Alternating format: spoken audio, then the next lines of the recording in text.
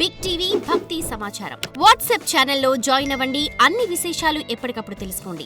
ఆచారకాండము అంటే పెద్దలు మన ఆరోగ్యం, మన ముక్తిని దృష్టిలో పెట్టుకుని ఎలా నడుచుకోవాలో చెప్పిన మార్గం. అందులో మొట్టమొదటిది లేవడంతో ప్రతి వ్యక్తి హరినామస్మరణతో లేవాలి. నమస్తే పుండరీకాక్ష, నమస్తే విశ్వభావన, సుబ్రహ్మణ్య నమస్తేస్తు మహాపురుష పూర్వజ. అసలు ఈ శ్లోకం చదువుకుంటూ లేవమని గరుడ పురాణం చెబుతున్నది.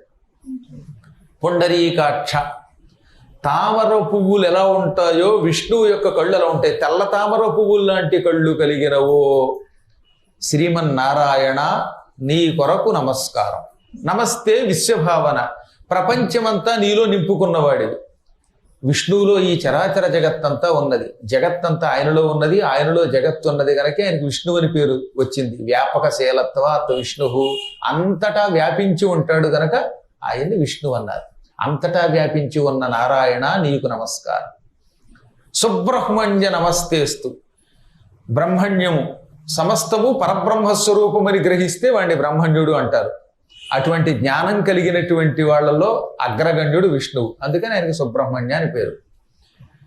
మహాపురుష పూర్వజ, ఈ లోకంలో అందరు పురుషులకి మూలకారకుడు ఆయనే. మనువులను, ప్రజాపతులను, బ్రహ్మను అందరినీ సృష్టించాడు గనక వీళ్ళందరికీ పూర్వజుడు, అందరికంటే ముందు ఆవిర్భవించిన వాడు, తొలి పురుషుడు. మహాపురుషుడు అంటే ఆయనే, పురుషోత్తముడు అంటే ఆయనే.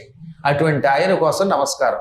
ఇటువంటి శ్లోకాలు ఏం చేస్తారంటే మీరు శాశ్వతముగా రాసుకోండి. రోజు ఉదయం పూట దీనిని కంఠస్థం చేసుకోండి.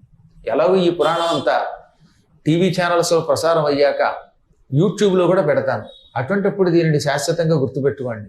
లేదా పురాణం పూర్తయిపోయే లోపు ఎవరో ఒకరిని అడిగి ఒక కాగితం పుచ్చుకొని రాసుకొని, లేదా ఈ గుడివారు ఆలయం వారు ఇలాంటి కొన్ని ముఖ్యమైన శ్లోకములను ఒక కరపత్ర రూపంలో ముద్రణ చేసి మీకు పంచిపెట్టి ఏర్పాటు చేయిస్తాను.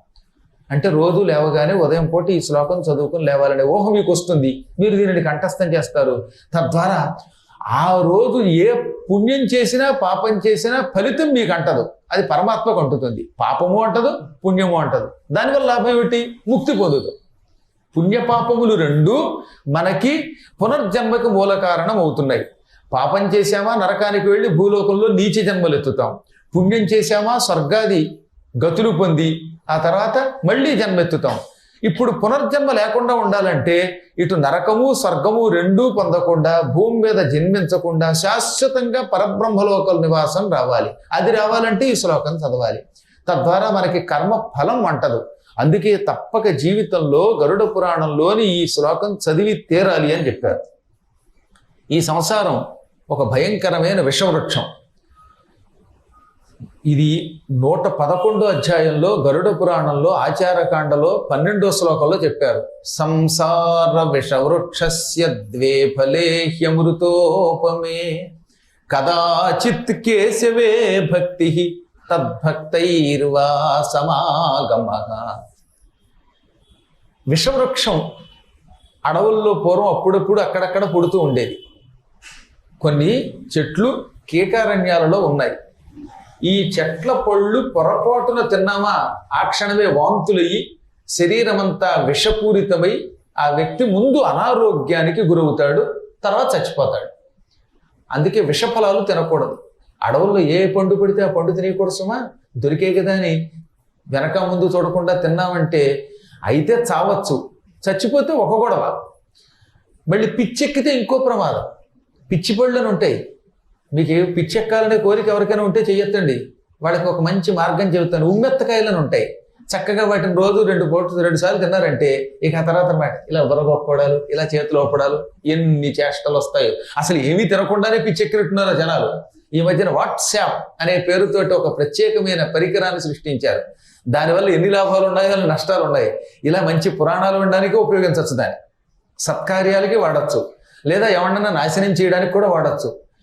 మహానుభావులు చెప్పిన మాటల్ని వక్రీకరించి ఒక్క ముక్క అందులోంచి బయటికి తీసుకొచ్చి ఆయన నశించాలని దిష్టి బొమ్మలు తగలబెట్టడానికి కూడా దాన్ని వాడచ్చు. మనం ఇంక వెనక ముందు ఇంక చూడడం ఉండదు. వాడిని పడగొట్టాలి, ఏదో రకంగా పడగొట్టాలి. పడగొట్టడానికి వాడచ్చు వాట్సాప్. లేదా మంచి కార్యాలకి వాడచ్చు. కానీ మంచి కార్యాల కంటే ఈ చెడ్డ పనులకి ఎక్కువ వాడుతున్నాయి ఈ మధ్యకాలంలో. అందువల్ల ఈ వాట్సాప్ అనేటటువంటి ఒక అద్భుతమైనటువంటి విషఫలం ఉన్నది. ఇది తిన్నావా అంటే దానికి గురైపోయావా, ఎడిక్ట్ అయిపోయావా, పొద్దున్నుంచి సాయంకాలం దాకా పిచ్చి పనులే చేస్తారు. ఈ సంసారం భయంకరమైన విషవృక్షం.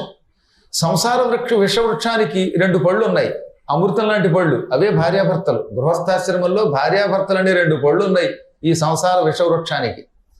కాకపోతే వీళ్ళిద్దరూ అమృతం లాంటి పళ్ళు అవ్వాలంటే వీళ్ళు 2 అమృతం లాంటి పళ్ళు తినాలి.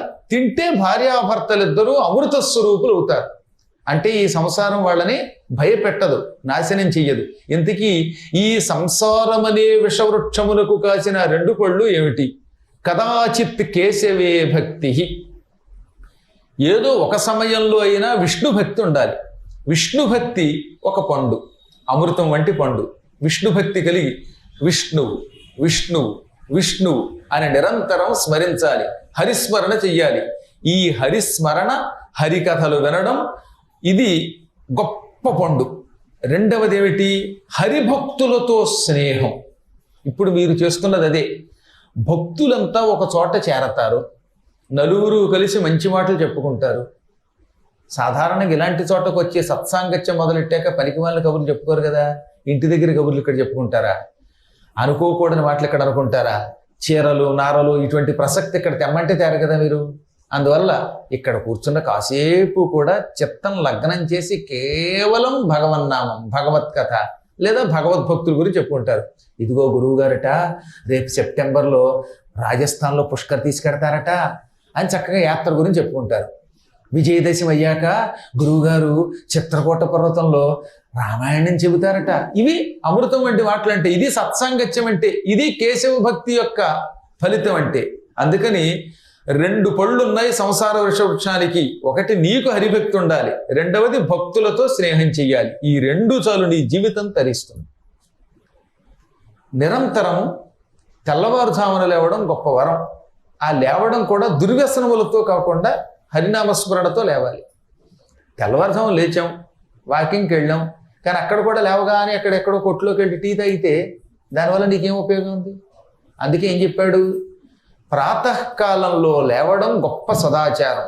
లేచిన తర్వాత మళ్ళీ నీ కడుపుని వ్యసనములతో నింపకు. ఇంకా వ్యసనములన్నీ నా నోటితో రోజు దాన్ని తలుచుకుని నేను కూడా వ్యసనాల పాలైపోతానేమో అనే భయంతో రోజు చెప్పలేకపోతున్నాను. కానీ రామరామ పొద్దున్న లేచి లేవగానే ఆ మొత్తం ధూమపానంతో జీవితం మొదలు పెడితే, లేక ఇంకేవో దుర్వ్యసనాలతోటి మొదలు పెడితే పొద్దున్నే ఉపయోగం ఏమున్నది? వాటి 10 సార్లు తలుచుకోలేక చెప్పలేకపోతున్నాం. కానీ చెప్పవలసి వస్తుంది, పురాణ రీత్యా బోధ కోసం చెప్పవలసి వస్తుంది. అసలు నాకు ఆ పదాలు ఉచ్చరించడానికి కూడా ఒక్కోసారి చికాకు వచ్చేస్తుంది. కానీ చెప్పకపోతే ఎలా మరి? అందుకని ఏం చేస్తామన్నమాట? నాయనడారా లే, భగవన్నామపూర్వకంగా లే. నడుస్తున్నంతసేపు హరినారాయణ గోవింద భక్తపరాయణ గోవింద అనుకో. ఇందులో గరుడ పురాణంలో 3వ అధ్యాయంలో ఏమన్నాడో తెలుసునా? ప్రాతకాలంలో లేచి ఒకవేళ స్నానం చేయకపోయినా కాసేపు మీరంతా కలిసి భగవన్నామ సంకీర్తనతో నడవండి అన్నాడు. స్నానం చెయ్యలేకపోయినా, ఒకవేళ ఓపిక లేకపోయినా, స్నానము చేసినా చేయకపోయినా హరినామస్మరణ చెయ్యొచ్చు. హరినామస్మరణకి ఏం పెద్ద నియమనిష్టలు అక్కర్లా. అర్చనలకి నియమనిష్టలు అవసరం, కానీ నామస్మరణకు అక్కర్లా. మీకు పూర్వకాలంలో చూడండి, ఎక్కువ మంది ఏం చేసేవారు? తెల్లవారుజామున లేచి 10 మంది కలిసి ఊరంతా నగర సంకీర్తనం చేసేవారు. ఇప్పటికి కూడా నగర సంకీర్తన చేస్తున్న వాళ్ళు ఉన్నారు. అది సదాచారములలో ఉత్తమోత్తమైన ఆచారం. నగరమంతా నామ సంకీర్తన చేస్తూ తిరిగితే ముందు ఇహం తర్వాత పరం 2 వస్తాయి. నీకు ఆరోగ్యము బాగుపడుతుంది. షుగర్ పేషెంట్లకి నడవడం చాలా మంచిది. ఇప్పుడు ఈ నామస్మరణ పూర్వకంగా నడుస్తూ ఉంటే ఇటు నడవడం వల్ల వచ్చే లాభం, హరినామస్మరణ చేయడం వల్ల వచ్చే లాభం, 2 లాభములు వస్తాయి. అందుకని సంకీర్తన చేయుచు నడువుము. ఈ దారిలో ఎక్కడ ఏ విధమైన లోభమునకు గురికాకు, అంటే వ్యసనములకు గురికాకు. పొరపాటున అక్కడ ఏమైనా బంగారం దొరికినా ఈ నగర సంకీర్తన చేస్తున్న దాన్ని పట్టించుకోకు. ఈ మధ్యకాలంలో అనుచితమైన ప్రసంగం అస్సలు చెయ్యకు. మానవుడికి అన్నిటికంటే అనుచిత ప్రసంగం ప్రమాదం. 10 మంది కలిసి అలా నడుచుకుంటూ నగర సంకీర్తన చేస్తున్నారట. వెనకాల వాడు ఎవడో కొంచెం దూరం అయ్యాడు. అయ్యో వాడు దూరం అయ్యాడని వీడి కోసం ఇంకోటి ఆగేట. ఇద్దరు వాళ్ళకంటే వెనకొచ్చారుగా. అందుకని ఒరే వాడు నడుస్తూ ఉంటారు కానీ మనం ఈ పక్కెళ్ళి ఏమైనా కాస్త టీ తాగొద్దామా లేకపోతే పక్కడి కాసేపు ఏదన్నా మనకు కావలసిన పనులు చేసుకొద్దామా అనకూడదు. అలా ఒకళ్ళకొకళ్ళు చెప్పుకుని వ్యసనమునకు లొంగకుండా, ఒకవేళ దూరం అయితే మళ్ళీ కలిసి విడిగా అయిపోయినా సరే హరినామస్మరణమే చెయ్యాలి. సంధ్యావందనం అని ఒకటి ఉన్నది, అది అందరం చేయొచ్చు సుమ. ప్రక్రియలు తేడా ఉన్నాయి. స్త్రీలు కూడా సంధ్యావందనం చేసేవారు. పూర్వకాలంలో ప్రతి స్త్రీ పురుషుడినే తేడా లేకుండా సంధ్యావందనం చేశారు. ప్రమాణం ఏమిటి అంటే సుందరకాండ కూడా చెబుతోంది, గరుడ పురాణము చెబుతోంది. సుందరకాండలో సీతాదేవి గురించి హనుమంతుడు చెబుతూ సంధ్యాకాల మనాశ్యామా ధ్రువమేష్యతి జానకి సంధ్యార్థే వరవర్ణిని. సీతాదేవి సరి అయిన సమయమునకు సంధ్యవార్చే తల్లి, అంతే సంధ్యాకాల మనాహ అంటాడు. సంధ్యాకాల మనస్సు కలిగినది అనగా నేను వేళ తప్పకుండా సూర్యోదయ సమయమునకు సంధ్యావందనం చెయ్యాలి, సంధ్యావందనం చెయ్యాలి, సంధ్యావందనం చేసి తీరాలి అనే ఒక దృఢ నిశ్చయంతో ఉంటుంది ఆవిడ. హనుమంతుడు సీతాన్వేషణకి అశోకవనంలో వెతుకుతూ ఉంటే అక్కడ పెద్ద ఏరు కనపడింది. చల్లగా ఉంటుంది ఆ ప్రాంతం. ఆ మధ్యన మిమ్మల్ని అందరినీ కూడా తీసుకెళ్ళాను. అదే అశోకవనం, ఈనాటి అశోకవనం. అక్కడ హనుమంతుడి పాదాలు ఉంటాయి. ఏరు చాలా చల్లగా ఉంటుంది. ఆ ప్రాంతం సాయంకాలం అయిపోతే మరీ చల్లబడిపోతుంది. ఆ చల్లని ప్రాంతంలో అశోక వృక్షం కింద కూర్చోబెట్టాడు సీతని రావణాసురుడు. ఎందుకు కూర్చోబెట్టాడు? ఈ చలి తట్టుకోలేక తన భవనంలోకి వస్తుందనే ఆశతోటి. ఆవిడ లొంగలేదు. ఆవిడ రోజు సంధ్యావందనం ఖచ్చితంగా చేసేది. అందుకే ఆ ఏరు దగ్గర ఉండే ఆవిడ తెల్లవారుజామున వచ్చి స్నానం చేయకపోయినా 2 చేతులతో నీళ్లు తీసుకుని సూర్యభగవానుడికి అర్ఘ్యం మాత్రం ఇచ్చేది. సంధ్యావందనం అలా చేసి తీరాలి.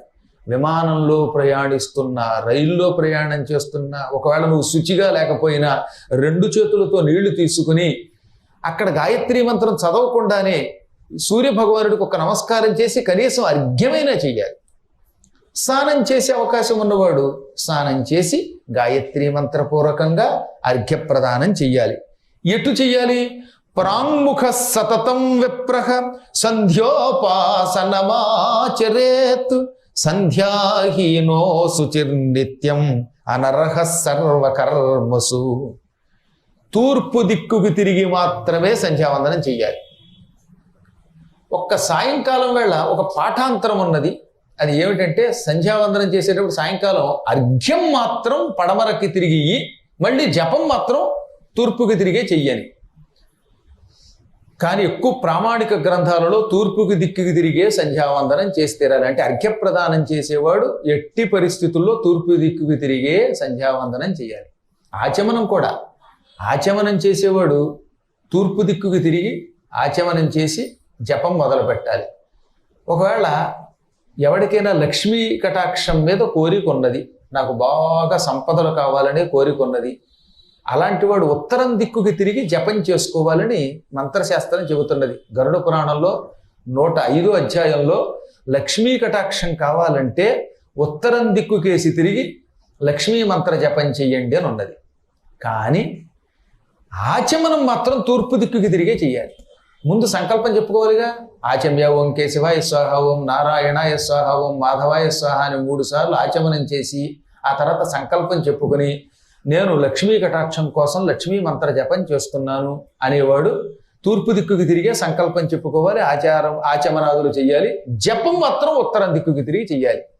ఇప్పుడు మన పీఠంలో వ్యూహలక్ష్మీ మంత్రం రాశాం. ఓం శ్రీ ఓం నమ పరమలక్ష్మీ విష్ణు వక్షస్థితాయై రమాయై ఆశ్రిత తారకాయై నమో వన్నిజాయై నమః. దీనికి వ్యూహలక్ష్మీ మహామంత్రం అని పేరు. ఈ మంత్ర జపం చేసేవాడు తప్పక లక్ష్మీ కటాక్షం పొందుతాడు, కుబేరుడంతటి ఐశ్వర్యవంతుడు అవుతాడు, ఆనందం పొందుతాడు. ఈ జపం చేసేవాళ్ళు ఏం చేయాలి? ఆచమనమేమో తూర్పు దిక్కుకి తిరిగి ఆచమనం చేసి సంకల్పం చెప్పుకోవాలి, మన గోత్రనామాలు చెప్పుకోవాలి. జపం చేసేటప్పుడు ఉత్తరం దిక్కుకి తిరగాలి. ఉత్తర దిక్కుగా చేసే ఇలాంటి కామ్యకర్మలు, సంపదలు కోరుకుని చేసే జపములు తొందరగా ఫలిస్తాయి. ఇక దక్షిణం దిక్కుకేసి తిరిగి మాత్రం ఇటువంటి జపాలు చేయకూడదు. కామ్యకర్మలు దక్షిణం దిక్కుకేసి తిరిగి చేసే జపం మోక్షమే ఇస్తుంది, వైరాగ్యం ఇస్తుంది, కుటుంబానికి దూరం చేస్తుంది. కాబట్టి నేను నా కుటుంబానికి దూరం అయిపోవాలి, మా భార్యాభర్తలిద్దరం విడిపోయి హాయిగా వైరాగ్యంతో సన్యాసం పుచ్చుకొని అడవులకు పోయి లేక ఆశ్రమాలకు పోయి ఈ జన్మలో తరిద్దామని కోరుకున్న వాళ్ళు చేయొద్దండి. వాళ్ళు వెంటనే ఏం చేయాలన్నమాట, దక్షిణం దిక్కుకేసి తిరిగి జపం చేయాలి. అలా ఒక్క 9 రోజులు జపం చేస్తే ఇంకా భార్యాభర్తలకు ఒకళ్ళ మీద ఒకళ్ళకి వ్యామోహం పోతుంది. భార్య భర్తతోటి వెళ్ళిరండి, మీరు కాశీపండి, మీ దారి మీదే, మీకు మీరే నాకు నేనే అంటుంది. ఆ తర్వాత ఇద్దరు చెరువు రూము కొనుక్కోరు, రోడ్డు మీదే కూర్చొని జపం చేస్తారు. ఇవన్నీ నేను చెప్పింది ఎప్పుడంటే చిత్తశుద్ధితో చేస్తే సుమా, అసలు మనస్సే లగ్నం చేయకుండా భగవంతుడి మీద నమ్మకం లేకుండా ఏదో గురువు గారు చెప్పారు కదా అని జపం చేస్తే అనాలోచితముగా అమనస్కుడై చేస్తే అప్పుడు అసలు వాడికి ఏ ఫలితం ఉండదు. చిత్తశుద్ధితో మనస్సు లగ్నం చేసి దక్షిణం దిక్కుకేసి జపం చేసేవాడు ఉన్నాడే, వాడు వైరాగ్య సంపన్నుడు అవుతాడు. పడమర దిక్కుకేసి తిరిగి జపం చేసేటటువంటి వాడికి లౌకికమైన కోరికలు తీరుతాయి. సంపదలు కావాలంటే ఉత్తరం దిక్కుకేసి తిరగాలి, తూర్పు దిక్కుకేసి తిరిగితే కుటుంబ వృద్ధి అవుతుంది, సంసారం అనేటటువంటిది సక్రమంగా సాగుతుంది. ఇవన్నీ నిజంగా సాక్షాత్తు విష్ణువు చెప్పిన ధర్మములు. విష్ణువు గరుత్మంతునికి చెప్పాడు కనుక దీనికి గరుడ పురాణం అని పేరు వచ్చింది. For more videos like this, subscribe Big TV channel.